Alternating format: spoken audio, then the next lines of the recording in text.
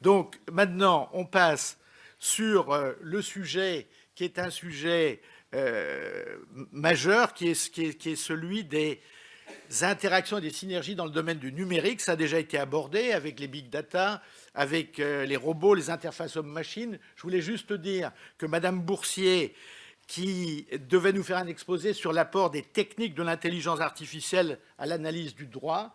Malheureusement, elle a eu un empêchement qui est donc qui est responsable du groupe Droit, Gouvernance et Technologie au CERSA, à Panthéon-Assas Paris 2. Elle nous aurait parlé de la sérempidité, c'est-à-dire le phénomène totalement aléatoire de la découverte. Et elle n'est pas là, malheureusement, donc je donne tout de suite la parole à Gianluca Manzo, chargé de recherche au CNRS au sein du groupe d'études des méthodes de l'analyse sociologique de la Sorbonne, le GEMAS, qui est vice-président de l'Association internationale de la sociologie analytique et qui va évoquer le développement récent de ce qu'on appelle les sciences sociales computationnelles, dont l'origine est précisément une synergie entre, d'une part, les outils issus de l'informatique, de la statistique et de la physique, et d'autre part des sciences sociales, et en particulier de la sociologie. Vous avez la parole. Merci beaucoup, Monsieur le Président. Donc, en 7 minutes, je voudrais vous présenter un cas saillant et problématique de synergie entre sciences technologiques et sciences sociales, à savoir ce qui est désormais convenu d'appeler la science sociale computationnelle. Et merci de tolérer l'anglicisme pendant ces quelques minutes. Je commencerai par définir cette perspective, je donnerai ensuite quelques exemples, je conclurai en signalant un défi. Donc, qu'est-ce que donc la science sociale computationnelle? En un mot, il s'agit de l'étude des phénomènes sociaux à travers des données et ou des méthodes qui sont liées à la technologie électronique, à l'infrastructure de l'Internet et à l'informatique. Plus précisément, on peut considérer 4 éléments distinctifs. Tout d'abord, une orientation théorique spécifique. La science sociale computationnelle conçoit les phénomènes sociaux comme le résultat macroscopique du comportement d'une grande quantité d'entités en interaction perpétuelle à des échelles variées. D'où une attention particulière au processus de diffusion et de contagion soutenu par les comportements mimétiques des acteurs. En deuxième lieu, la science sociale computationnelle s'appuie souvent, mais pas exclusivement, sur des données nouvelles. Il s'agit de données collectées grâce à des innovations électroniques telles que les micropuces installées sur nos téléphones portables, sur nos cartes bancaires ou sur nos cartes de transport en commun, couplées dans certains cas avec des systèmes de géolocalisation exploitant le réseau satellitaire. Il s'agit aussi de données issues de l'Internet, telles que les mails, les tweets, les billets postés sur des blogs, les profils Facebook ou encore les sites de rencontres, d'hébergement, de notation ou d'achat en ligne, ainsi que de grandes banques de textes et de références bibliographiques en ligne. Il s'agit enfin de données issues de capteurs divers et variés, tels que les caméras vidéo ou de dispositifs enregistrant la proximité entre les individus.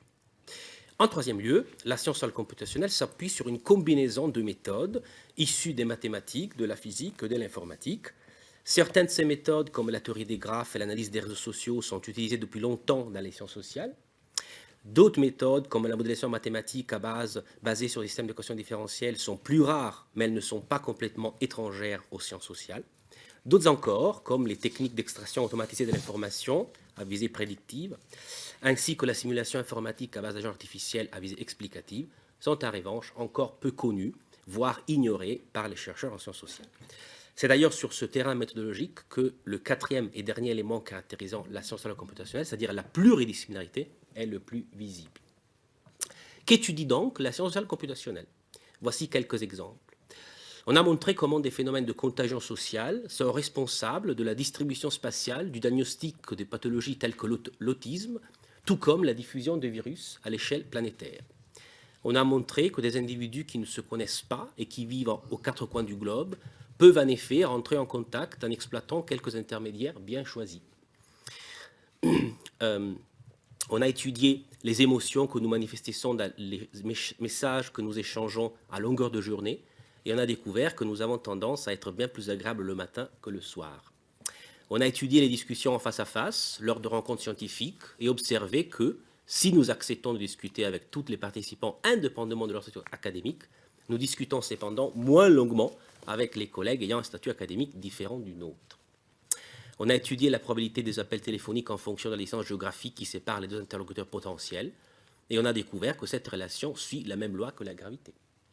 On a pu inférer des échanges sur Twitter, le nombre d'individus dont les acteurs ont besoin avant de s'engager dans un mouvement protestataire. On a montré que la diversité culturelle peut exister même en présence d'interactions sociales qui poussent les acteurs à rapprocher leurs croyances et leurs valeurs. On a mieux compris le rôle que l'imitation auto-traders ainsi que la structure des réseaux entre les entreprises joue dans l'apparition de cascades informationnelles pouvant conduire à des crises systémiques sur le marché financier.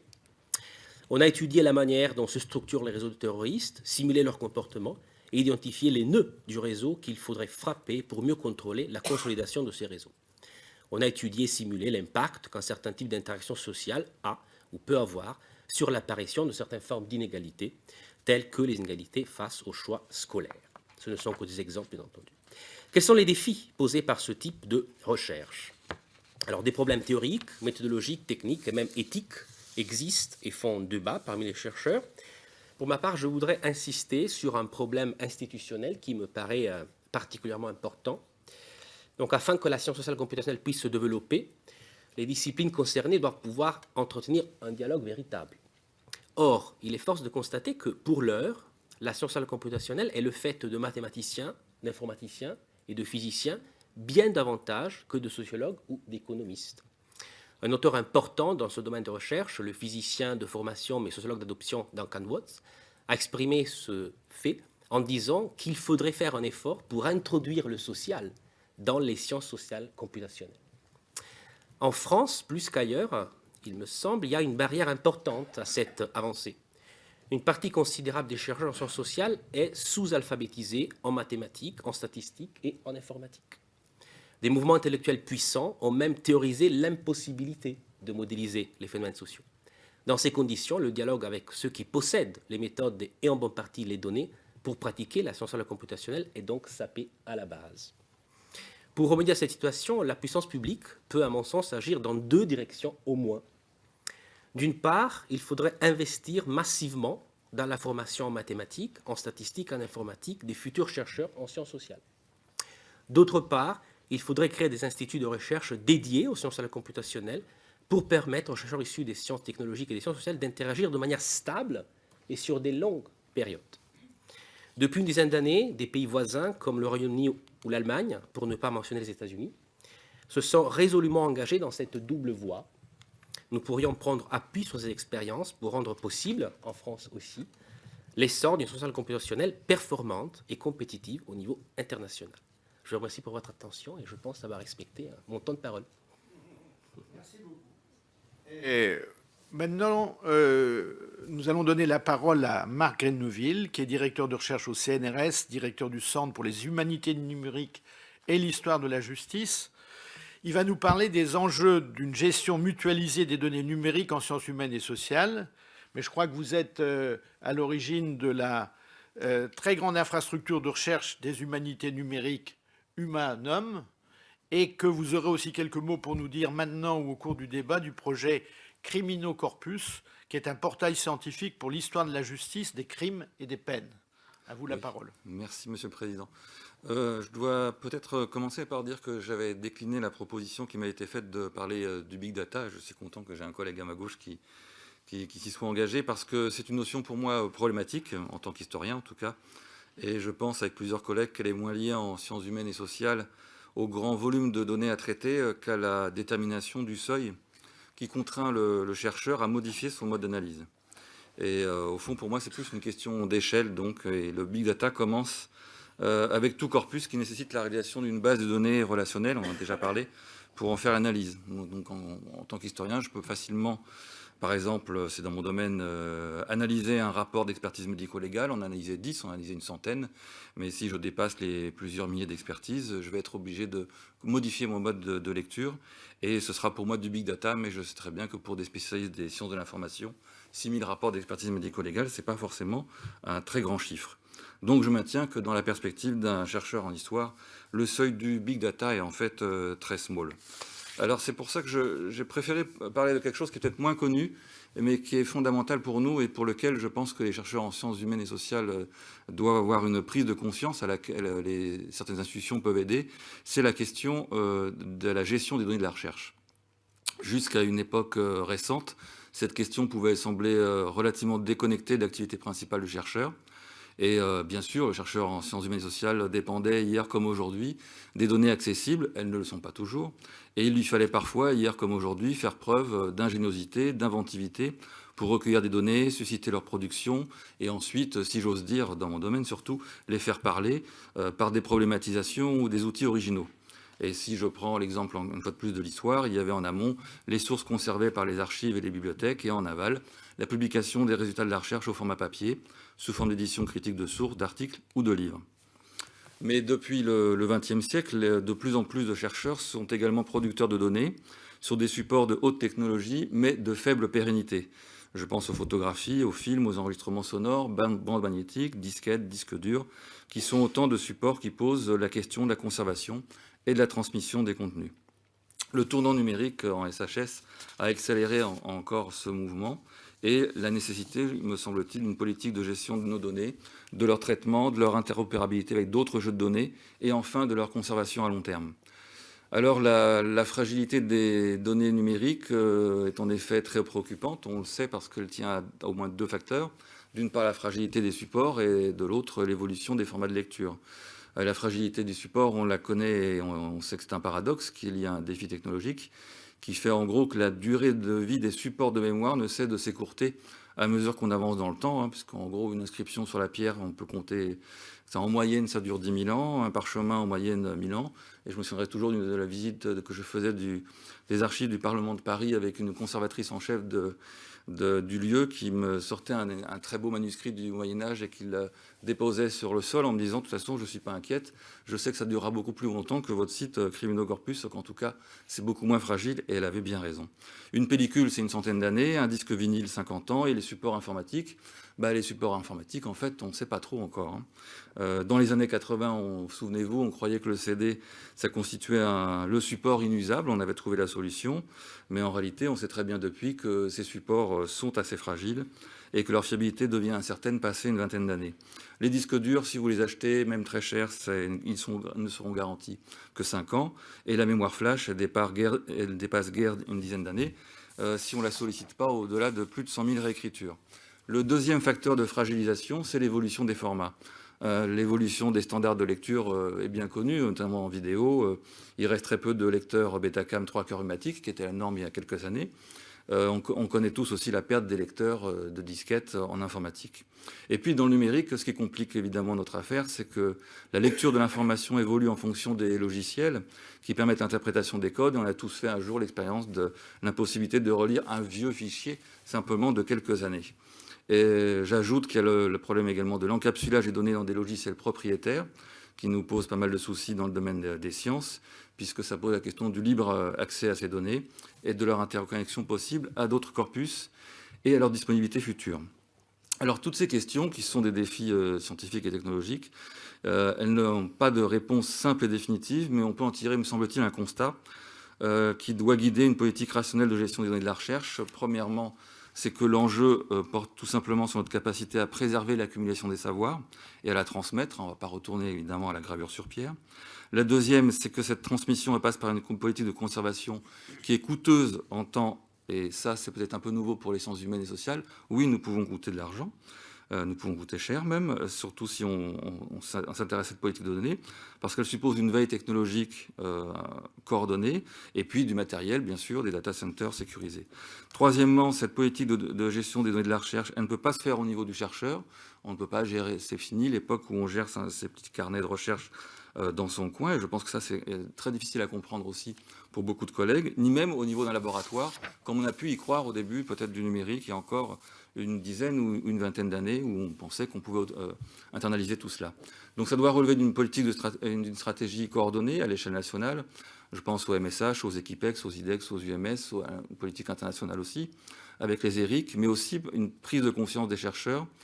Et je pense que les infrastructures, notamment numériques, c'est ici que mon expérience de la TGR Humanum importe, est très importante. Donc cette TGIR Humanum, qui a été créée en mars 2013, qui n'est pas née de rien non plus, puisque c'était la fusion du TGE Adonis et d'IR Corpus, a construit et continue de construire des services pour les données de la recherche, sur le stockage, le traitement, l'exposition, le signalement, la diffusion et l'archivage des données.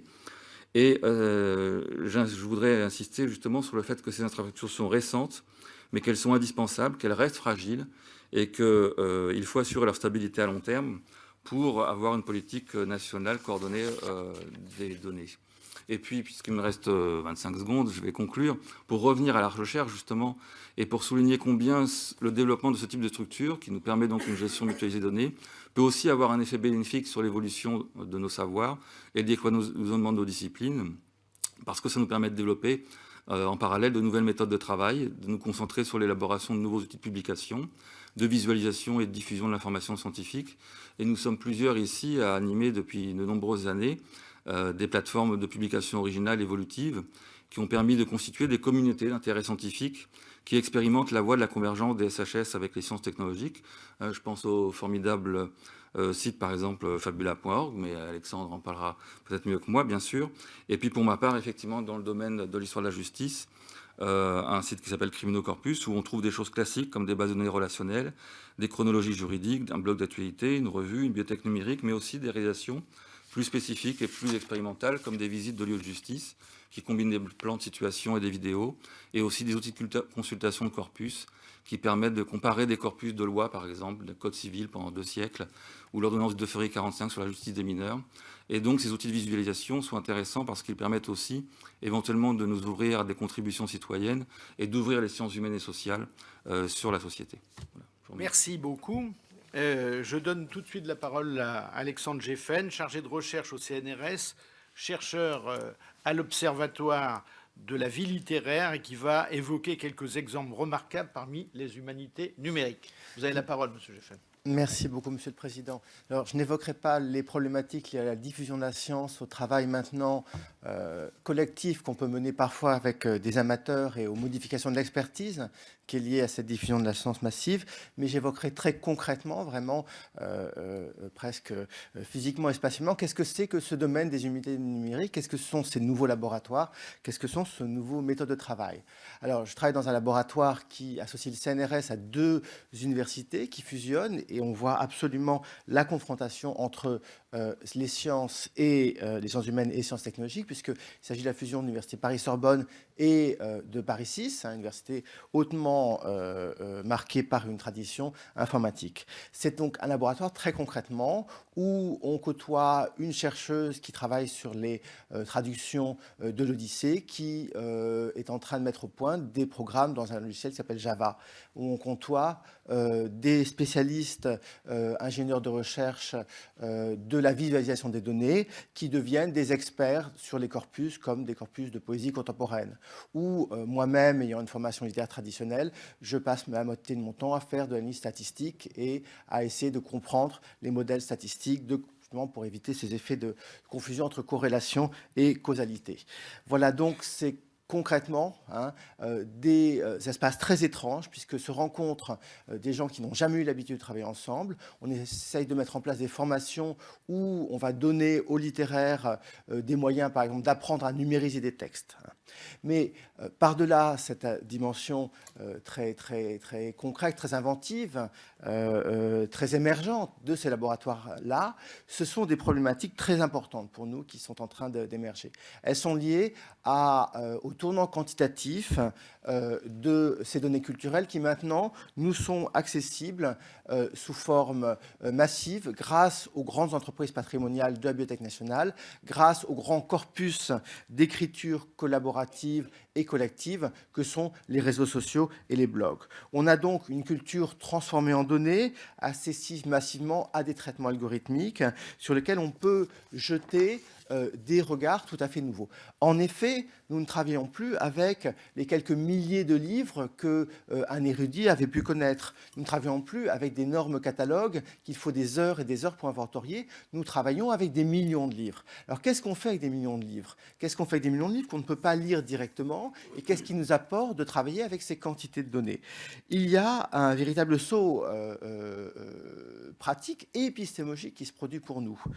Quand on peut par exemple, on est dans la salle Lamartine, essayer de voir comment la réputation de Lamartine a évolué au XIXe siècle, comment elle est liée tantôt à son rôle politique, à son rôle d'écrivain, à son rôle, à ses cours de littérature. Quand on peut essayer de la corréler, essayer de voir si on peut la corréler avec l'apport et l'importance de la littérature anglaise, qui l'a souvent accompagnée, ce qu'on peut désormais faire avec des cartes, avec des graphes, avec des animations, avec des outils statistiques, le regard qu'on a sur Lamartine change et on peut non seulement vérifier des hypothèses qu'on avait intuitivement sur le rapport très important entre Lamartine et, je sais pas, Coleridge, l'écrivain anglais, mais on peut peut-être découvrir des faits nouveaux, des associations nouvelles, on peut peut-être découvrir, et parfois on le fait, on commence à le faire, des faits atypiques et des faits qui nous surprennent. Autrement dit, on a maintenant des outils de vérification d'hypothèses en sciences humaines et sociales sur l'histoire de la culture, sur l'histoire, qui n'étaient pas accessibles.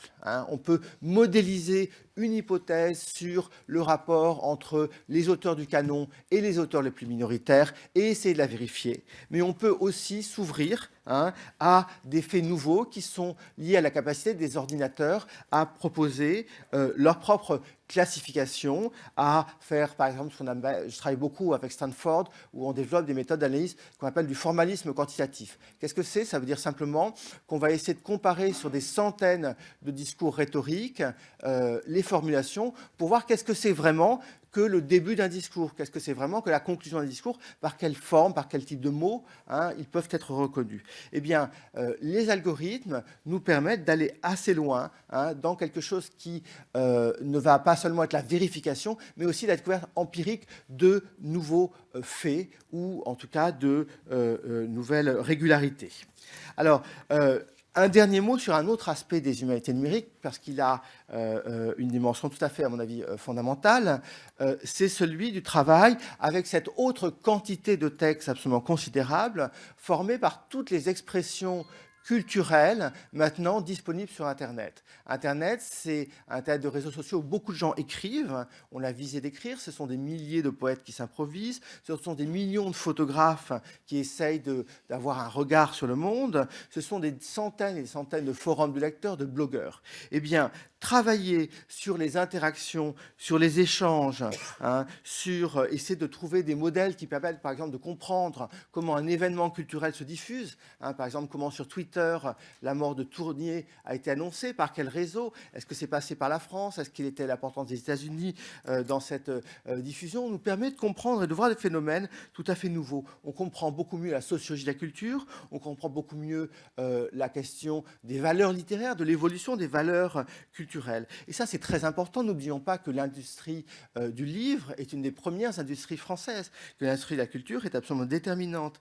Travailler, donc, si vous voulez, aussi bien sur la longue durée des faits culturels que sur des phénomènes culturels qui relèvent des sensibilités contemporaines, des comportements contemporains, me semble un double gain fondamental. Et ce double gain ne se fait que dans ces laboratoires ou dans ces espaces qui sont difficilement classables, comme le disait M. Abitboul, entre science et non-science, et qui pour nous est un champ absolument fondamental, celui des humanités numériques. Merci.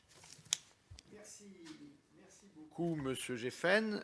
Je vais maintenant donner la parole à Mokran Bouzegoub, qui est professeur à l'Université de Versailles-Saint-Quentin en Yvelines, directeur adjoint de l'Institut des sciences de l'information et de leur interaction du CNRS, qui vient de faire pour l'Alliance Alistène, qui vient de rapporter sur le thème de l'apport des sciences du numérique dans les sciences participatives. Vous allez peut-être nous en parler un peu. Et on vous a sollicité pour vos compétences dans les bases de données. On vient d'en parler longuement sur ce que certains appellent big data, et ça a été contesté en sciences humaines. Vous avez raison de le contester. Nous, à l'Office, on a traduit ce terme par traitement massif des données, et non pas données massives.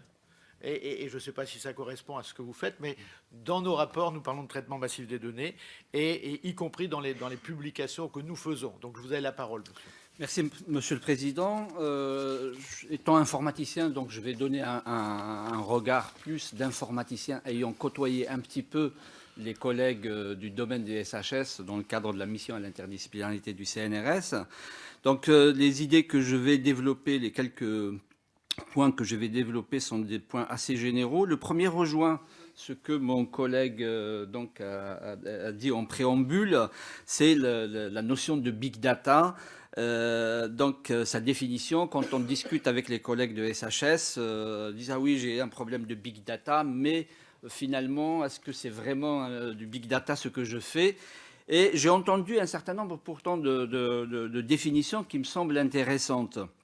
C'est la première, c'est les big data, c'est la frontière au-delà de laquelle les outils dont je dispose ne permettent pas le traitement effectif de mes données, soit en raison de leur volume, mais pas que, soit en raison de méthodes inadaptées. C'est-à-dire que je ne dispose pas encore d'outils qui permettent de comprendre ces données. Une deuxième définition, c'est la mise en œuvre de nouvelles méthodes de traitement et d'analyse de données susceptibles de créer une rupture dans ma façon de pratiquer le métier d'analyste ou de chercheur. Donc là, il y a une espèce d'attente, d'ouverture et de questionnement pour nous dire est-ce que vous avez des méthodes qui permettent de changer ou d'avoir un impact épistémologique sur mon métier. Alors, ce n'est donc pas toujours la volumétrie ou la vélocité des données qui est mise en avant, c'est souvent les problèmes de complexité des données, leur hétérogénéité, leur caractère incertain, incomplet, leur représentativité du monde réel ou leur interprétabilité. Ce sont aussi des sujets qui relèvent du traitement des données, pas forcément traitement massif, mais qui relèvent du traitement des données, mais aussi du traitement massif des données. Le deuxième point que j'ai relevé, c'est l'émergence de données nouvelles qui ne sont pas recherchées, qui ne sont pas attendues. Il s'agit des données du web ou des réseaux sociaux. En fait, ces données ne résultent d'aucune production scientifique, ni d'aucune enquête, ne correspondent à aucune observation, et pourtant elles sont là, elles sont le fruit de nos actions sur Internet, de nos traces sur Internet, et elles offrent par leur volume et leur dynamique un champ d'investigation en SHS tout à fait inédit jusqu'à présent. De nombreux travaux sont lancés sur l'étude de ces données, comme l'émergence d'opinions, l'identification de leaders, la détection de signaux faibles, la recommandation.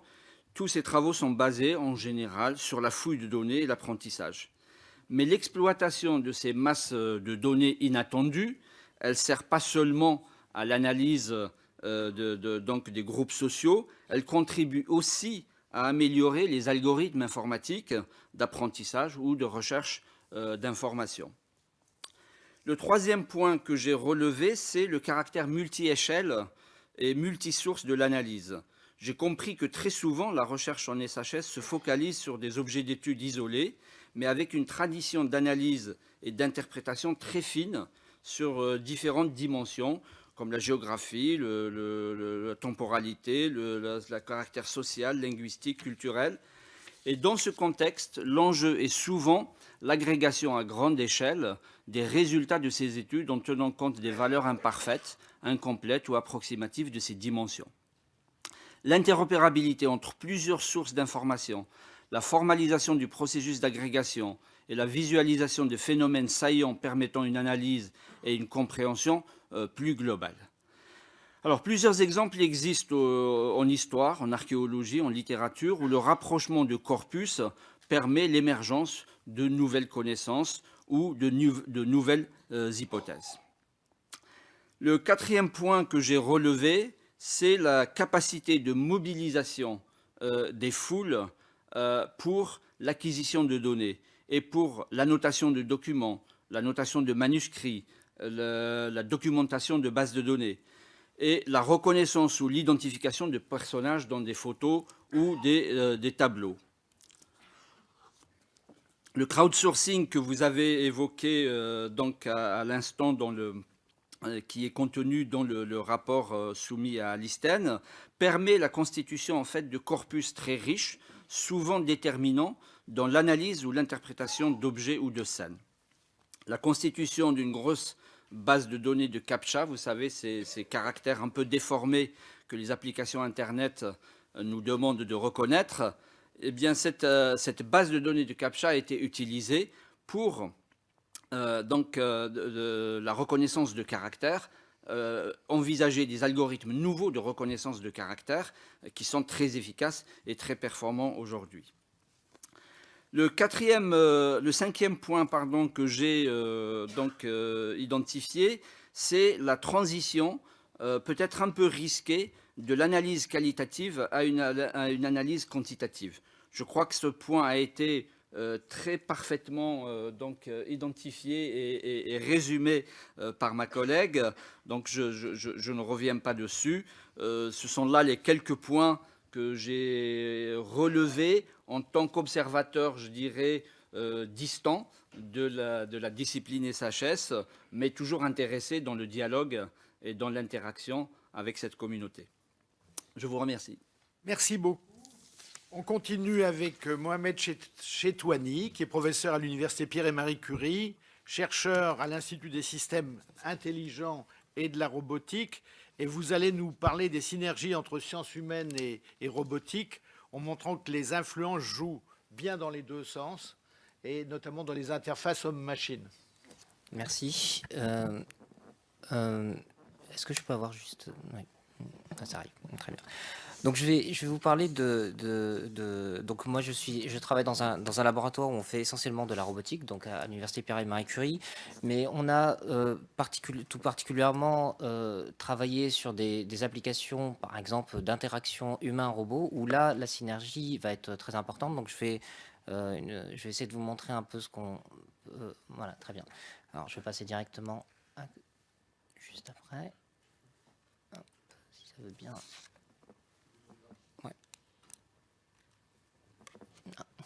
peut-être pas lancé. Très bien, merci. Donc ici, je vais vous montrer un peu ce qu'on fait en robotique aujourd'hui. Et par exemple, ça c'est une situation assez classique. Vous avez un humain, vous avez un robot. Donc on essaie de mettre à chaque fois un robot en face d'un humain. Ça peut être, on reviendra peut-être tout à l'heure sur des notions où on peut avoir finalement des groupes de personnes. Mais ici, on est obligatoirement dans une question de synergie. On a des spécialistes de la robotique, mais il nous faut également des spécialistes finalement de l'humain. Et on va essayer de voir un petit peu ce qu'on est capable de faire. Alors par exemple ici je vous ai mis des exemples très simples de ce qu'on fait en robotique. Donc la robotique est très intégrative, donc on a besoin de pas mal de domaines, par exemple de la reconnaissance d'objets, de la synthèse de comportement. Donc ici la particularité de la robotique, c'est qu'on n'a pas seulement des capteurs, on a aussi des actionneurs, donc on peut faire des comportements. On a des questions, par exemple, de planification, de partage de décisions, de partage de tâches. Qu'est-ce que je fais, moi, en tant que robot, et qu'est-ce que fait l'humain? Donc, il faut que je réfléchisse également et prendre des décisions et des planifications qui ne sont aussi pas seulement sur mes propres activités en tant que robot, mais ce que va faire l'humain. On a également cette fois-ci comprendre l'humain et percevoir ce que fait l'humain. Par exemple, reconnaître un geste, c'est fondamental. On a de la reconnaissance de la parole, du traitement du langage. On va voir également des questions maintenant qui commencent à être vraiment très importantes et on va revenir dessus. C'est par exemple des questions d'informatique affective. Quelles sont les émotions? Qu'est-ce que ça veut dire qu'une émotion pour un robot? Donc avoir des modèles. Donc ici vous avez par exemple des expressions faciales. Donc c'est des choses qui peuvent se décrire très simplement par des mouvements du visage. Mais au-delà de ça, il va falloir lui donner une interprétation. Et je vais revenir sur un point qui me paraît très important sur la synergie, c'est ce qu'on appelle actuellement le traitement du signal social, qui finalement est l'équivalent peut-être des sciences computationnelles sociales, mais appliquées à des échelles plus petites, c'est-à-dire essentiellement des petits groupes, des dyades, un humain, un robot, un humain, ou plusieurs humains, plusieurs robots, donc plutôt des interactions finalement très courtes. Et ce qu'on va chercher à faire ici, c'est modéliser, donc on parle de modèles informatiques, de modèles mathématiques, d'analyser, donc avoir des signaux, être capable de recevoir, de comprendre un peu ces signaux-là, mais également de les synthétiser. Et on va revenir là-dessus, c'est-à-dire comment moi, en tant que robot, j'arrive à prendre ma place dans cette interaction. Alors, de quoi on parle? C'est ici de phénomènes où on est obligatoirement à deux, par exemple, porter un intérêt commun à des objets, on peut parler par exemple de conflit. Qu'est-ce qui se passe s'il y a un conflit? Le conflit peut être par exemple un conflit de décision. Là, forcément, on est à deux. Il y a des questions qui vont être plus subtiles, par exemple la personnalité. Qu'est-ce que je fais avec la personnalité? Est-ce que moi, en tant que robot, je dois avoir des informations sur la personnalité de mon interlocuteur? Par exemple, est-ce qu'il est introverti, extraverti? C'est des choses qu'on retrouve de manière très très simple et aussi des choses qui peuvent être plus subtiles et en robotique, par exemple, l'attitude qu'on a, par exemple, si j'ai une attitude très négative, si j'ai des a priori, par exemple, par rapport à la robotique, nous, on a fait pas mal d'expériences où on prend en compte ces informations-là et on se rend compte que c'est fondamental, ça change complètement les interactions. Alors, pardon. De quoi on parle ici? Et c'est là où on a un sujet très commun avec la psychologie, par exemple.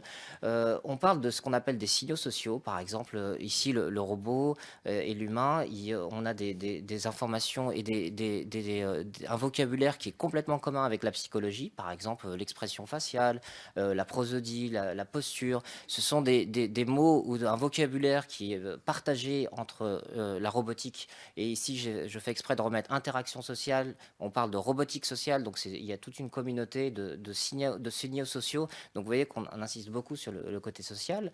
Alors bien évidemment, à quoi ça sert? On pourrait se dire, mais on voit que les interactions qu'on peut avoir des systèmes robotiques sont très différents. Par exemple, ça peut être très impersonnel. Réserver un billet de train, par exemple, il n'y a pas forcément de raison d'avoir un comportement social, alors qu'on est complètement capable de le faire. Vous prenez, je pense peut-être que vous avez déjà fait cette expérience-là, vous arrivez sur Google, on est tout à fait capable d'avoir des informations très personnelles sur vous, même dans une réservation, jusqu'à des informations qui peuvent être très interpersonnelles. Alors, pour les synergies, ici, j'essaie de regrouper un peu des exemples de ce qu'on peut faire. Bien évidemment, il y a des éléments qui vont être autour de la modélisation. Qu'est-ce que ça veut dire, ces signaux? Qu'est-ce que ça veut dire qu'une intention? Qu'est-ce que ça veut dire qu'une personnalité? Mais aussi la culture également. Mais est-ce qu'on peut faire des modèles informatiques pour avoir des comportements, par exemple, qui vont être un robot introverti ou un robot extraverti? Qu'est-ce que ça veut dire? Est-ce qu'il faut le faire ou pas? Il y a des aspects méthodologiques, par exemple sur les données, les expérimentations. Il y a une vraie connaissance, un vrai savoir-faire en sciences humaines et en psychologie, par exemple expérimentale, et qui serait vraiment très utile en robotique expérimentale, par exemple, pour mener des expériences. On parle souvent en robotique d'expériences parfois où il y a une dizaine de personnes et on aimerait passer à une échelle pour montrer vraiment des choses. Il y a également des choses autour de l'acceptabilité, de l'expressivité, de la lisibilité même des comportements, comment on peut synthétiser tout ça. Mais je pense que d'un autre point, en sciences humaines et notamment en psychologie, je vais vous montrer un ou deux exemples juste après, il y a un aspect également d'utiliser le robot comme un outil d'investigation. Par exemple, ici, je vous mets deux exemples de ce qu'on pourrait faire. De la robotique vers les sciences sociales, il y a tout un aspect, par exemple, dans le champ de l'autisme, dans le champ de la psychologie, de l'éducation, où on change de perspective. Par exemple, dans l'autisme, c'est un problème d'interaction sociale, et là, l'idée, c'est de passer vraiment sur la diade. En sciences sociales vers la robotique, donc j'en ai un peu parlé, il y a tous les aspects de communication, mais qui peuvent aller jusqu'à des questions qui vont être au-delà de l'assistance, jusqu'à de l'industrie. Qu'est-ce qui se passe quand je mets un robot avec, par exemple, un ouvrier ou dans des dispositifs qui vont être beaucoup plus riches. Et juste pour conclure, il y a évidemment des difficultés, des modèles, des approches qui sont très différentes. Il y a des communautés très différentes, il y a des temporalités, et j'ai entendu tout à l'heure des questions de stabilité, ça c'est vraiment très très important. Et des choses qui ont été dites tout à l'heure, également des aspects de formation des acteurs actuels, mais également futurs. Voilà, très bien. Merci. Merci beaucoup, Monsieur Chétoigny. Je donne maintenant la parole à Laurence Devilliers, qui est professeure à l'Université Paris-Sorbonne 4, qui est rattachée au laboratoire de l'IMSI, l'informatique pour la mécanique et les sciences de l'ingénieur, qui est une spécialiste de l'analyse des signaux, verbaux ou non, qui permet de la compréhension dans un dialogue. Et vous allez nous indiquer ce qu'on sait des dimensions affectives et sociales dans les interactions homme-machine. Merci, madame. Merci pour cette introduction. Donc je suis... vous pouvez me le lancer, s'il vous plaît? Je suis effectivement professeure à Paris-Sorbonne. où j'ai la grande chance de côtoyer donc des professeurs en sciences humaines et sociales, où j'ai essayé de travailler avec des sociologues, avec des philosophes. J'ai en tout cas un domaine de recherche qui est par essence pluridisciplinaire, puisque s'intéresser à l'affect dans la voix et l'interaction et le dialogue avec les machines suppose de collaborer. Donc j'ai montré une liste là, de collaboration avec des psychiatres, des psychologues, des gérontologues, des sociolinguistes, des chercheurs en droit et des philosophes. Donc moi, mon expertise est plutôt en apprentissage machine et traitement du signal, mais effectivement, je suis aussi experte en langage et j'ai travaillé beaucoup sur les émotions. L'interaction affective et sociale, c'est quelque chose qu'on a tous, c'est immédiat. On va s'adapter à des enfants, on va s'adapter à quelqu'un qui ne parle pas notre langue, qui n'est pas de notre culture. On sait aussi interagir avec des animaux. Hein. On crée des liens sociaux avec des animaux par le paralangage. Mais qu'est-ce qu'on fait avec une machine? Quelles sont les capacités de la machine? Qu'est-ce qu'on doit comprendre des capacités potentielles d'un robot? C'est une question assez complexe.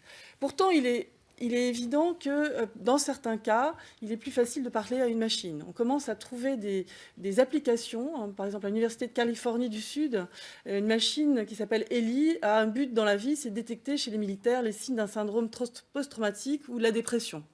On a vu ça dans d'autres cas de pathologie. Autre aspect, la machine robotique, par exemple, puisque je travaille aussi sur des applications robotiques, peut être là 24 heures sur 24. Donc elle peut prêter assistance à la personne, être une mémoire, un agenda, être en contact. Elle peut être là en complément avec les personnels soignants. On travaille beaucoup sur cette interaction triangulaire. Elle permet de répéter, d'écouter, de rassurer. Elle a une des qualités qui est la patience. Et elle peut aussi créer du lien social. On l'a vu parce qu'on a été enregistrer des usagers, des futurs usagers de ce type de machine dans des EHPAD, à travers le projet Roméo, avec des associations comme l'association Approche qui essaie de promouvoir ces technologies et de les faire utiliser par des potentiels usagers. Donc c'est une application importante qui est la nôtre, qui ne peut pas être développée sans qu'on prenne en compte l'usage et qu'on mette finalement la personne au centre de la boucle d'interaction. Qu'est-ce que c'est? Donc on veut aller au-delà du discours. Moi je travaille dans un laboratoire du CNRS, qui est le LIMSI, dont la principale activité est le traitement du langage, communication en machine. Donc au-delà du discours, quand on dialogue, on co-construit quelque chose. On va détecter les émotions des autres, on va comprendre ses états mentaux, avoir de l'empathie, de l'engagement, essayer de se synchroniser avec l'autre. Donc on voit bien là émerger énormément de différentes disciplines. Alors il y a des défis technologiques actuels qui sont de dépasser tout ça. Donc je vous ai mis une petite citation. Effectivement, on veut aller au-delà de machines qui soient simplement en train de parler ou d'écouter. On veut des agents intelligents qui soient capables de comprendre réellement le comportement de l'humain. Et pour faire cela, c'est complexe, il faut le faire en pluridisciplinarité. Et donc, il faut aller au-delà des mots, au-delà de la compréhension juste de ce qui est dit ponctuellement. Il faut l'intégrer dans un contexte de communication et ça pose énormément de challenges qui sont des challenges qu'on doit comprendre en coévolution humain-machine. Je vais reparler de ça. Donc juste pour préciser, donc moi j'ai par exemple un article qui est Rire avec les robots pour mieux vivre avec, qui montre un peu que effectivement on va s'intéresser à des sciences humaines aussi et impliquer d'autres partenaires. J'ai un projet européen sur un robot qui fait de l'humour et de l'empathie et je travaille aussi comme Mohamed Chetouani sur le robot Roméo pour l'assistance aux personnes âgées. Alors j'ai aussi, puisque effectivement je me suis rapprochée des sciences humaines en étant professeure à la Sorbonne, puisque j'enseigne à la fois à des linguistes, à des sociologues, les sciences affectives et l'affective computing et l'éthique, les réflexions sur l'éthique autour de ces différents systèmes. Je participe aussi, et là je suis donc responsable du pôle coévolution humain-machine avec quelqu'un en SHS, qui est Christian Nicole de Télécom Paris, donc dans le cadre de l'Institut de la société numérique, qui est un LIDEX de Paris-Saclay. On a d'ailleurs une conférence qui s'appelait « Comprendre et construire la société numérique » en avril dernier, qui recoupait bien cette double communauté STIC-SHS. Alors, deux exemples concrets pour vous donner 2 exemples. Alors, c'est un groupe avec beaucoup de projets. Moi, je vous présente ceux que je connais puisque je suis engagée dedans. Un, par exemple, avec des sociologues, où on veut travailler sur l'engagement des humains dans une interaction sociale avec les robots. Et on travaille sur un dispositif qui est une triade robot, dispositif de quantified self, c'est-à-dire en fait de quantification de soi-même, qui est capable de donner votre rythme cardiaque ou d'autres informations sur votre rythme biologique, et que le robot vous l'annonce. Donc il y a une triangulaire entre un humain, un robot et finalement ce dispositif. Donc on fait des recherches en linguistique, en sociologie sur la réflexivité langagière.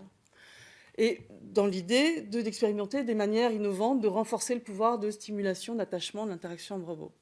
Un autre aspect, un autre projet, donc là qui implique à la fois donc notre équipe sur les dimensions affectives et sociales et la faculté de droit de Sceaux, on travaille sur les traces, explications et responsabilités du robot.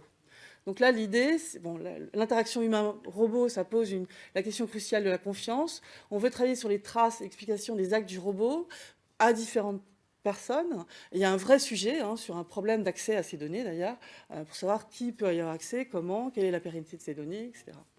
Donc c'est aussi l'idée de faire des préconisations qui permettent d'anticiper les recherches de responsabilité. Et on travaille aussi sur cet aspect-là avec des entreprises telles que Aldébaran Robotics. Et j'ai aussi des contacts avec d'autres industriels en robotique. Enfin, donc moi j'ai travaillé avec l'Alliance Alistène au sein de la CERNA, puisque j'ai participé au rapport de l'éthique du chercheur en robotique qu'on a terminé en novembre 2014, qui était un rapport où vous pouvez trouver un grand nombre de préconisations sur différents aspects. Moi, j'ai principalement travaillé sur les aspects donc, affectifs et sociaux dans l'interaction humain-robot. Un exemple, par exemple, un des buts des chercheurs en robotique sociale est d'essayer d'empêcher un déficit de confiance de la part des utilisateurs, mais également d'empêcher une confiance trop aveugle dans le robot.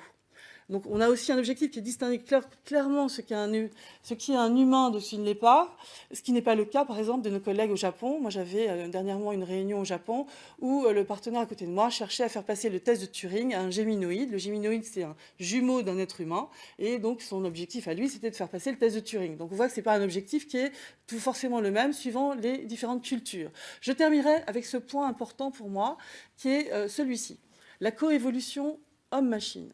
La distribution donc, de l'intelligence et de l'agentivité entre les utilisateurs et les machines, c'est un point extrêmement important qu'on va retrouver en robotique, objets connectés, maisons intelligentes, etc.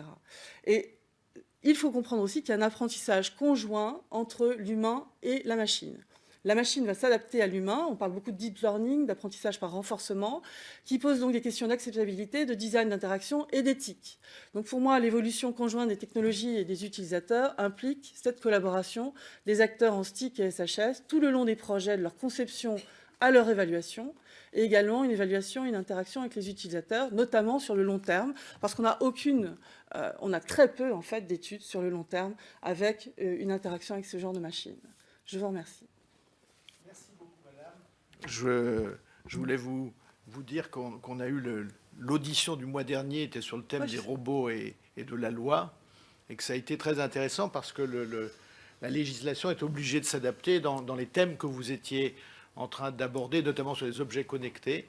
On a déjà un certain nombre de conséquences qui sont des conséquences juridiques et de régulation de ces systèmes qui ne sont pas régulés aujourd'hui. Et on a fait également une audition sur objets connectés en agriculture, où on voit de plus en plus d'objets connectés invisibles et qui donnent énormément de renseignements et qui sont capables d'être traités par le fabricant de la machine.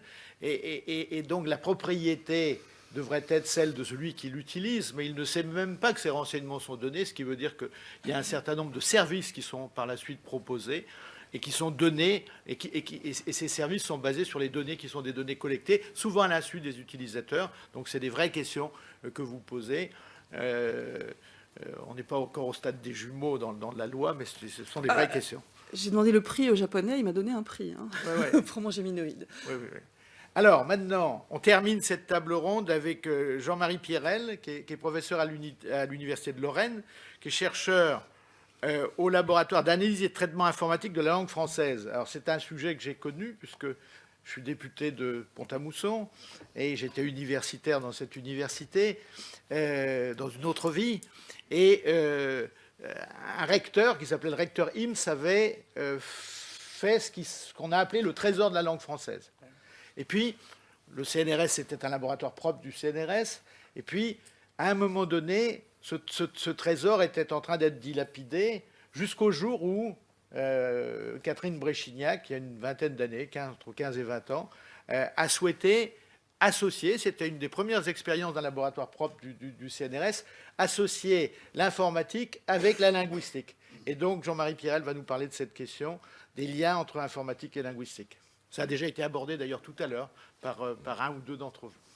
Merci, Monsieur le Président. Merci, Jean-Yves. Je vais structurer mon discours autour de 3 points. D'une part, je voudrais montrer qu'il y a une réelle évolution des paradigmes de la linguistique avec l'apport des technologies numériques. Je voudrais ensuite montrer un petit exemple dans un domaine très particulier de linguistique historique, qui est un domaine très cumulatif, et de montrer que là, on s'appuie sur des acquis, mais on s'appuie aussi sur des erreurs historiques qu'il convient de corriger. Enfin, j'aborderai les apports dans l'autre sens de la linguistique à certains domaines des technologies numériques. Les progrès des technologies numériques et de leur usage en linguistique ont permis, au-delà d'une linguistique descriptive, de développer 2 autres types de linguistique. Une linguistique formelle, qui tente aujourd'hui à proposer des modèles s'appuyant sur une double validation. Une validation explicative du point de vue du linguiste et opératoire du point de vue de l'informatique. Et d'autre part, une linguistique de corpus qui permet aux linguistes d'aller au-delà de l'accumulation de faits de langue et de confronter ces théories à l'usage effectif de la langue. C'est en fait une véritable révolution qui fait de l'informatique un outil indispensable aujourd'hui dans une tranche de la linguistique pour étudier la langue et ses propriétés grâce à l'exploitation de corpus de très grande ampleur, structurer, normaliser les connaissances linguistiques, de la phonétique à la pragmatique, partager, mutualiser et valoriser ces résultats de recherche sous forme de modèles, ressources linguistiques ou outils, en particulier sur l'Internet. Avant l'ouverture de ces possibilités d'accès à de vastes corpus langagiers, les recherches en linguistique s'appuyaient souvent sur des exemples construits par le linguiste ou sur une introspection du linguiste qui s'interrogeait sur tel ou tel phénomène de langue. Aujourd'hui, nous pouvons nous appuyer sur l'exploitation de corpus véritables, numérisés et disponibles, pour étudier la langue telle qu'elle est et non pas telle que nous pensons qu'elle est. Dans ce cadre-là, les aspects de gestion, d'accès et d'exploitation de ressources, dont on a parlé tout à l'heure, et pour nous, corpus, lexique et outils de traitement automatique, sont stratégiques et ils servent à la fois de support aux travaux de recherche, mais aussi à la diffusion de ces résultats grâce à leur disponibilité sur la toile sous une forme facilement accessible. Pendant longtemps, le linguiste, en termes de valorisation, publiait des ouvrages. Aujourd'hui, il met à disposition ces données directement sur le web. À titre d'exemple, le portail lexical du CNRTL, qui est maintenant intégré à l'équipe Exortolangue, il sert aujourd'hui de l'ordre de 600 000 requêtes par jour sur le lexique français, dont plus de la moitié viennent de l'étranger. Dans le temps qui m'est imparti, très rapidement, un exemple sur une avancée en linguistique historique, ce que l'on appelle les mots fantômes, et une base de données des mots fantômes. En linguistique historique, on s'appuie, comme souvent aussi en lexicographie, quand on fait un dictionnaire, on reprend les dictionnaires précédents et puis on le complète.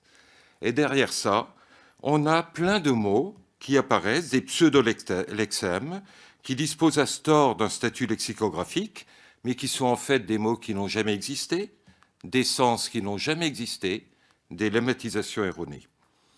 Et ils se retrouvent dans des dictionnaires historiques très connus. Prenons par exemple Godefroy de la fin du XIXe ou le dictionnaire étymologique du français de von Warburg du XXe siècle. Leur correction et leur chasse est aujourd'hui le résultat de recherches qui sont menées avec la confrontation avec de grands corpus. On prend par exemple une entité lexicale apparaissant dans un dictionnaire historique et dont on dit on ne sait pas trop où elle vient, mais on met une citation.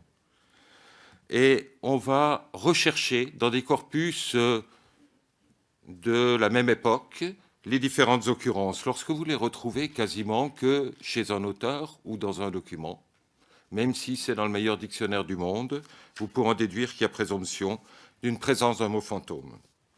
Un exemple très simple, le dictionnaire de Godefroy contient une entrée qui est l'abeille, qui a posé pendant longtemps beaucoup de difficultés à des linguistes. C'était un substantif féminin, synonyme moderne d'écope, sorte de pelle creuse qui sert à vider l'eau entrée dans une embarcation, avec une référence d'un texte très précis de 1413. Eh bien, en 2006, on a pu démontrer, et c'est Chauveau qui l'a fait, que ce vocable l'abeille, L-A-B-A-I-2-L-E, était un mot fantôme, dû à une mélecture, en fait, d'un manuscrit et une introduction à un moment dans un dictionnaire, par agglutination fautive de l'article là et du lexème baille, qui signifie baquet de voix en forme de demi-tonneau ou de cône tronqué, spécialement utilisé pour les bateaux. Récupérer toutes ces informations dans une base de données accessible par tous permet, dans un domaine de ce type-là, de faire progresser ou du moins de corriger un certain nombre d'erreurs historiques. Enfin, très rapidement, dans la minute et demie qui me reste, quelques petites idées sur ce que la linguistique apporte aussi à certains domaines des sciences du numérique.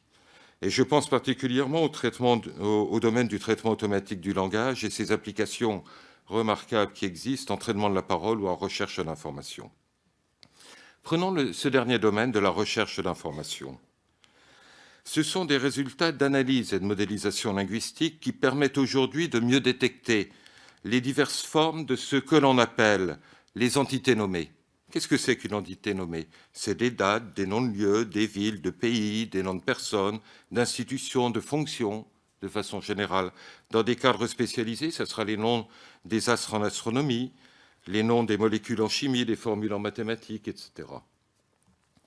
Eh bien, cela va permettre, par exemple, dans des systèmes de recherche d'information, de détecter, de mettre en relation et unifier des expressions aussi diverses que le président de la République française, l'ancien premier secrétaire du Parti socialiste ou François Hollande, et ainsi améliorer notablement la pertinence et la couverture des réponses à une requête dans un système de recherche d'information tel que ceux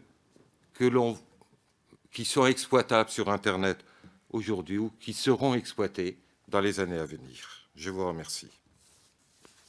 Merci beaucoup Jean-Marie Pierrel. Merci à vous toutes et à vous tous. Donc maintenant, on a une vingtaine de minutes pour déjà échanger sur ce qui a été dit. Et donc, vous demandez la parole, vous essayez d'être court parce que si on met 7 minutes maintenant dans les échanges, il n'y en aura que un. Du tonique, qui souhaite prendre la parole? Tu te présentes, hein, Oui, pardon, Laurent Gouzen, donc je suis conseiller scientifique. Vous êtes membre de notre conseil scientifique. Membre du conseil scientifique de l'Office parlementaire. Il y a quelques années, j'étais président du jury à l'ANR en nanotechnologie. Et en fait, je souhaitais introduire en fait, justement des discussions sur l'usage des nanotechnologies et les interactions avec la société. Et le témoignage, c'est qu'en fait, pendant 2 ans, en fait, l'ANR a catégoriquement refusé en fait, d'introduire dans le programme nanotechnologie les études soit de toxicologie, soit d'impact sociétal qu'on pouvait mettre dedans. Ça a fini par rentrer, donc c'est ça. Mais je veux dire, le consensus qu'on a aujourd'hui sur les interactions sciences-société, ça n'était pas si évident que ça il y a quelques années, en fait, hein, même y compris dans la programmation des sujets. Il y avait d'ailleurs un point là-dessus qui était important dans les débats, parce qu'après c'est un peu parti en vrille, mais dans les débats société, beaucoup de gens voulaient interdire les nanotechnologies sous prétexte, par analogie, qu'il y avait un potentiel de toxicité issu de l'amiante. On pensait que l'amiante, c'est ces petites fibres qui étaient dangereuses, et donc les nanotechnologies pouvaient faire la même chose. Et donc il fallait interdire les nanotechnologies. Mais en fait, du point de vue logique, ça aurait revenu à interdire la géologie sous prétexte que l'amiante était dangereuse. On voit bien que le point ici, c'est que dans tous ces débats, il va falloir avoir beaucoup de précision sur les mots, les termes et qui sont utilisés d'un côté comme de l'autre, parce que ça suggère, évidemment, ça implique tout de suite beaucoup de disputes finalement sur des sujets qui n'en sont pas, juste sur des problèmes de vocabulaire. Donc, je vous incite à beaucoup de précision sur ces termes en interaction. Deuxième point dont je voulais juste toucher un tout petit mot, c'est sur l'intervention de M. Bréchet, là, sur le découpage entre sciences fondamentales et recherche fondamentale et recherche appliquée. justement les études, les présentations linguistiques qui viennent sur la langue qu'on vient de nous montrer montrent bien justement dans le domaine de la linguistique que le découpage entre le fondamental d'un côté et le pratique de l'informatique d'autre côté n'existe pas en fait. Il y a une interaction très très forte entre les deux. On peut citer des domaines qui seraient extrêmement utiles de creuser, comme la traduction automatisée, qui devient dans le cas de la mondialisation un vrai sujet sur lequel il faut à la fois renforcer la recherche fondamentale et évidemment le développement de programmes adaptés. Ça devient un critère non seulement, je dirais, d'intérêt culturel, mais aussi d'intérêt économique pour le développement des entreprises.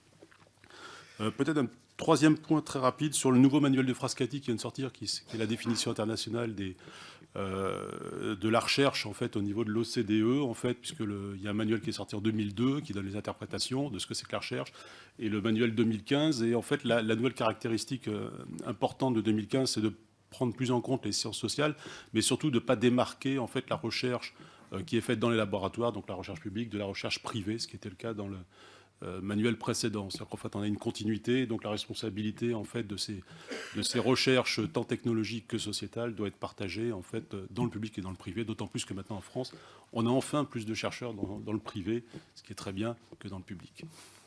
Qui est-ce qui souhaite intervenir? Oui, monsieur.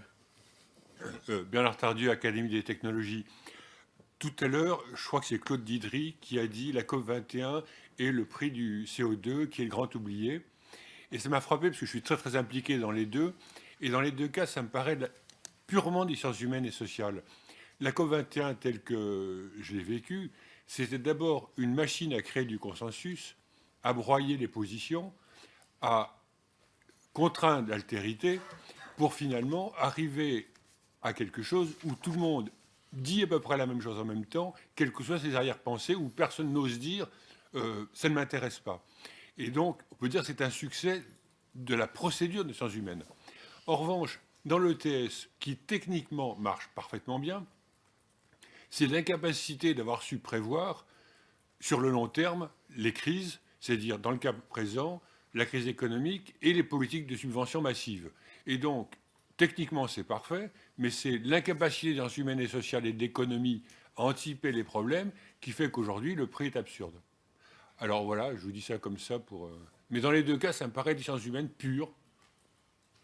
Merci, monsieur Tardieu. Alexis Greenbaum, vous voulez... Oui, il me semble qu'une des raisons de l'exemple qu'a cité M. Guzen a été cette crainte diffuse dans les sciences dures, des métaphores, des analogies utilisées souvent dans les sciences sociales dès qu'elles regardent le contenu des sciences dures. Et il y a vraiment un vrai danger derrière.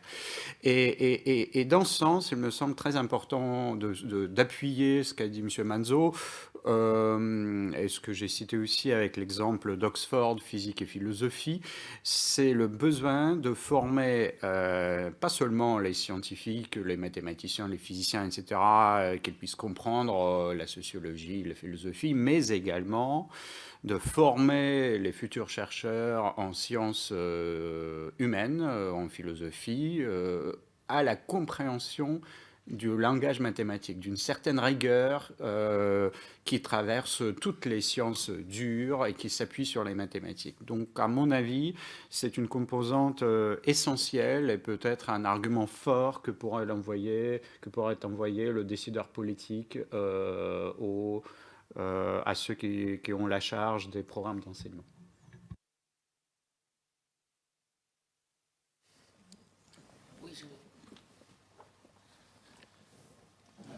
Juste un commentaire, j'ai effectivement essayé de simplifier les choses en disant il y a les comprendre pour comprendre et comprendre pour faire, et il y a les sciences dures, les sciences de la nature et les sciences de l'homme.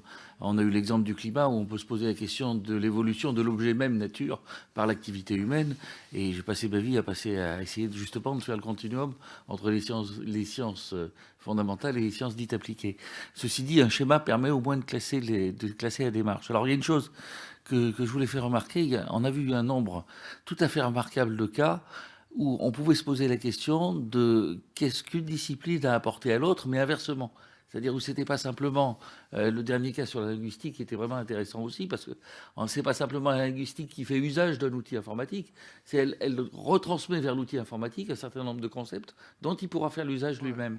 Et pour moi, c'est véritablement à ce niveau-là qu'on va créer de la connaissance et qu'on va créer de la richesse, c'est qu'on aura sur un objet donné trouver deux questionnements qui ont leur richesse propre dans la discipline qui regarde cet objet. Donc, on a vu un ensemble d'exemples qui tombaient exactement dans ce que j'appelle, pour moi, le rêve, quoi. C'est-à-dire vraiment construire une nouvelle connaissance. Merci Yves. André-Yves Portneuf, prospectiviste à Futurible et co-auteur du premier rapport français sur l'immatériel. J'ai été passionné par tout ce que j'ai entendu, d'autant qu'il y a un quart de siècle, je choquais beaucoup en préconisant que dans tout programme européen, il y ait l'insertion d'une étude sur les conséquences sur la société du programme. Mais ce qui m'a frappé aussi, c'est, Monsieur le Président, votre évocation de la Renaissance. Il n'y aurait pas eu de Renaissance, effectivement, si un certain nombre de personnes, et notamment de dirigeants politiques, économiques et culturels, n'avaient eu une culture allant de l'art à la littérature, en passant par la philosophie et les sciences de l'ingénieur. Ces conditions ne sont plus remplies à cause du découpage disciplinaire qui commence dès l'école et qui fait que les différents spécialistes ne comprennent pas ce que disent les autres, ce que font les autres, et donc ne respectent pas les arguments des autres et ne veulent pas collaborer. Ce problème est souligné depuis plus d'un demi-siècle en France, mais nous n'avons pas énormément progressé. Comment faire pour que, face à des problèmes qui sont de plus en plus complexes et qui nécessitent donc de réunir des connaissances de plus en plus complexes et donc de plus en plus de collaboration, il n'y a toujours pas une vision globale des choses, une vision de la complexité, une pensée de la complexité. Nous demeurons un pays strictement cartésien. Et comment diffuser dès l'école une pensée de la complexité et aussi une attitude de respect vis-à-vis de l'autre, des arguments de l'autre. Comment passer des vœux pieux à des actions concrètes à tous les niveaux, et d'abord au niveau de l'enseignement et ensuite de l'organisation de notre recherche, où, par exemple, en nanotechnologie, on sait bien que l'un des obstacles au progrès, c'est le fait qu'on doit construire des équipes pluridisciplinaires, ce qui pose même des problèmes de financement. Quel département va financer une étude qui est pluridisciplinaire, donc qui concerne plusieurs départements? Alors, comment passer aux actes face à des problèmes qui sont de plus en plus graves, de plus en plus urgents, avec des conséquences qui peuvent être catastrophiques? Je suis un peu moins pessimiste que vous, à travers tout le travail que nous faisons à l'Office, où on est un peu une passerelle entre le monde des sciences, des technologies et le monde politique. C'est-à-dire qu'en 30 ans, on a abordé pratiquement tous les sujets, et je pense que les convergences, ça a été dit par plusieurs d'entre vous ce matin, les convergences technologiques d'abord entre l'info, le bio et le nano, mais on y rajoute pratiquement toujours le cogno maintenant, c'est-à-dire la connaissance. Donc ces convergences existent, je crois que le CNRS y a largement contribué. Des créations de départements comme des départements de l'environnement qui n'existaient pas, et de départements nouveaux, le fait que dans les universités, il y ait de plus en plus d'interactions comme celle dont on vient de parler pour la linguistique, et l'idée que vous nous avez fournie tout à l'heure, et qui est une idée de l'université d'Oxford, d'avoir un master qui associe la physique et la philosophie, ces idées sont en train de se développer, donc je serais moins pessimiste que vous sur ces évolutions. Je suis plus pessimiste, et c'est des sujets qu'on a abordés très souvent, sur les controverses, c'est-à-dire sur le fait qu'à un moment donné, il y a un décalage énorme entre la connaissance et la société. Et là, c'est sans doute dû au fait que la mission d'un chercheur, d'un enseignant, c'est une mission de recherche, c'est une mission d'enseignement, mais c'est également, à mon sens, une mission de médiation vers la société, et que cette mission n'est peut-être pas suffisamment prise en compte.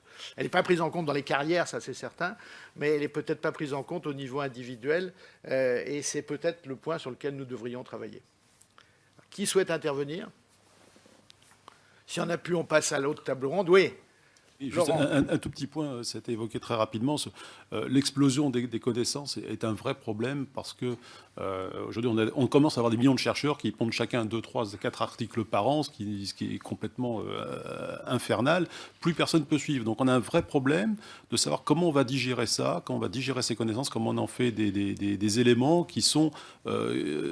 comment faire des ponts entre ces disciplines de façon à ce que chacun ne soit pas un spécialiste, puisque par définition, ce n'est pas son métier, c'est le métier de l'autre. Donc il va falloir qu'on trouve des moyens de faire des synthèses, qu'on travaille beaucoup, à la fois sur, je ne vais pas dire l'encyclopédisme d'une certaine façon, mais comment faire passer des connaissances relativement complexes, et pas que triviales, à des chercheurs d'autres disciplines. Donc on a un problème et là, c'est les sciences humaines qui sont en charge de ça. Finalement, qu'est-ce que c'est que les connaissances, comment on les structure, comment on les assimile? Est-ce qu'il existe des méthodes productives, plus efficaces, plus rapides pour assimiler des contextes scientifiques qui permettent d'élaborer les dialogues dont on a besoin? Oui, c'est un vrai problème. On a le même au Parlement. Comment, sur des sujets complexes, essayer de les simplifier pour qu'ils soient appréhendés par celui qui va faire la loi? Non, mais c'est un vrai sujet. C'est-à-dire qu'à un moment donné, on ne demande pas à un parlementaire d'être un spécialiste. Mais on lui demande à un moment donné de connaître le problème qu'il aura à résoudre. Et donc, il faut le faire. Donc, c'est les mêmes questions. La question de la diffusion, alors, on a travaillé sur cette question au niveau de l'office parlementaire. La question de la diffusion de la culture scientifique et technique, c'est un rapport de Maud Olivier, qui est député de l'Essonne, et du sénateur Jean-Pierre Leleu, qui est sénateur des Alpes-Maritimes, et qui ont fait un certain nombre de suggestions, c'était il y a 2 ans à peu près, sur cette question, qui est une question, à mon sens, majeure. Oui. Revenir sur l'interpellation de M. Tardieu, qui me paraît très intéressante, dire que la COP21 est une machine à fabriquer du consensus et que c'est typiquement sciences sociales ou sciences humaines. On peut dire la même chose à certains égards du Parlement comme machine à fabriquer de la majorité. Ça peut être à certains égards aussi typiquement sciences humaines et sociales. Il y a un élément sur lequel je voudrais insister, c'est que ce prix de la tonne de carbone me concernait un petit peu dans la construction de scénario, mais ce qui me paraît important aussi à saisir, c'est l'investissement que les SHS peuvent avoir dans l'accompagnement de l'effort industriel que supposent les avancées scientifiques et technologiques. Et ça, c'est quelque chose qui mériterait d'être intégré aussi dans les débats sur la culture scientifique, parce que la désindustrialisation que nous avons vécue ces dernières années, à mon avis, est de nature à expliquer le recul et les craintes que suscitent les avancées scientifiques et technologiques dans la population. Une population de gens, enfin, moi-même étant lorrain, de gens travaillant dans la sidérurgie ou la chimie, c'est une population qui est exposée à des risques, mais c'est aussi une population qui est sensible à des processus. La situation actuelle est de nature à inverser la conception, me semble-t-il. Pour être plus optimiste, on peut dire que les enjeux du changement climatique et les technologies qui en résultent conduisent aussi au développement de nouvelles filières, de nouvelles entreprises qui peuvent, de ce point de vue-là, accompagner, relayer une sensibilité et une ouverture aux avancées techniques. Jean-Marie Pierrel, et puis après on va passer à la troisième table ronde, on est dans les temps. Je voulais profiter de cette table ronde aussi pour dire une difficulté que l'on peut rencontrer actuellement lorsqu'on s'intéresse à l'exploitation de corpus comme outil de base pour la recherche dans différents domaines. Dans les domaines des sciences humaines et sociales en particulier, le vecteur de publication scientifique sous forme d'ouvrage est un des premiers vecteurs. Et du coup, les résultats des recherches sont sous droit d'éditeurs la plupart du temps. Ce qui fait que nous n'avons plus le droit de les numériser pour pouvoir les exploiter dans de vastes corpus d'études et que l'on dit aux chercheurs, et en particulier, c'est aussi le cas dans les domaines de la littérature et de la linguistique, eh bien, chers amis, oui, vous avez toujours le droit d'exploiter les choses avec un stébilo-boss, vous connaissez cet outil du XXIe siècle, mais vous n'avez surtout pas le droit de le faire avec du numérique. Car à ce moment-là, vous outrepassez la loi. Je profite de ce moment-là pour dire qu'au moment où on discute de la loi sur le numérique, il y aurait peut-être quand même une réflexion à avoir sur ce point. L'article 17 de la loi, qui a été très largement, on a été très largement saisi par votre communauté et l'article 17 de la loi sur l'open access pour l'auteur jusqu'à la version auteur, avant la version éditeur, et sur les embargos de l'éditeur a été très largement précisé. Et pour l'instant, tous les retours que j'ai de la rédaction actuelle, sur lesquels on a largement participé, sont plutôt bons et répondent à la question semblent répondre à la question qui est posée. Mais le diable est dans les détails en loi, en droit. Jean-Pierre Finance. Juste, M. Abitboul d'abord, puis Jean-Pierre Finance. Juste sur ce point, je pense que la loi parle beaucoup de open access de documents, et il y a aussi un autre versant qui est très intéressant, c'est l'open access pour les données, notamment les données qui ont été obtenues dans le contexte scientifique. Les Anglais sont en avance sur nous, parce que justement, en Angleterre, il y a cet open access sur les données, et ça manque un peu dans la loi actuelle. Absolument. Et là, je vous ai parlé tout à l'heure de l'exemple de l'agriculture, c'est le même thème, mais dans un autre article de la loi, on commence à aborder cette question, notamment à travers les objets connectés. Donc l'open access sur les données est un vrai sujet, vous avez raison de le souligner. Jean-Pierre Finance, qui est aussi membre de notre conseil scientifique, qui vient d'arriver. Oui, désolé du retard.